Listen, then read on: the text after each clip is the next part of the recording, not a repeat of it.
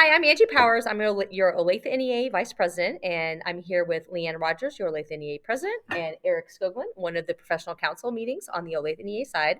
And we just want to give you a quick update about today's professional council meeting. First thing we did is we did several committee updates for the appraisal committee. The appraisal committee is working on looking at revising our rubrics to make them simpler, a little bit more streamlined. And our next step is going to be looking at the beyond the general educator rubrics, the specific rubrics. So audiologists, speech language path, those more specialized rubrics.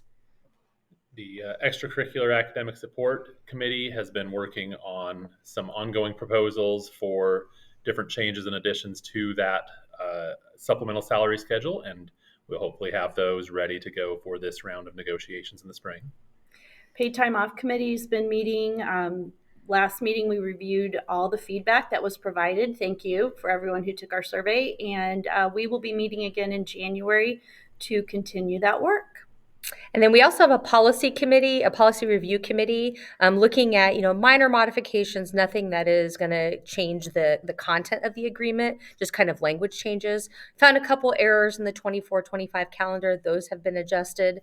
The big thing really is looking at some language in our agreement that was rather gendered, like his, her. Looking at replacing that with more of an inclusive word like they, their, or they rather. And we also looked at the parent-teacher conference language and seeing maybe we could do parent/guardian to make that inclusive for our families as well.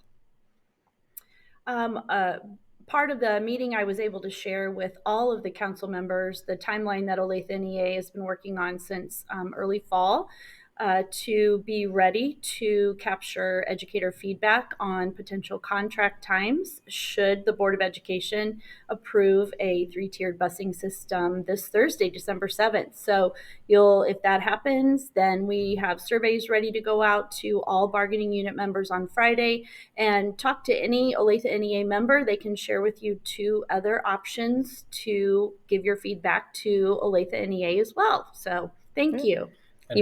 One other thing that we had is we had guests from the district side, Cassie Osborne and Merle Hastert, who came and talked to us a lot about the process by which workers' compensation claims take place in our district and how that plays out with employees' personal or sick leave time. And we asked a lot of questions about what that might look like as far as future negotiations and what we may be able to problem solve with our professional council in the future.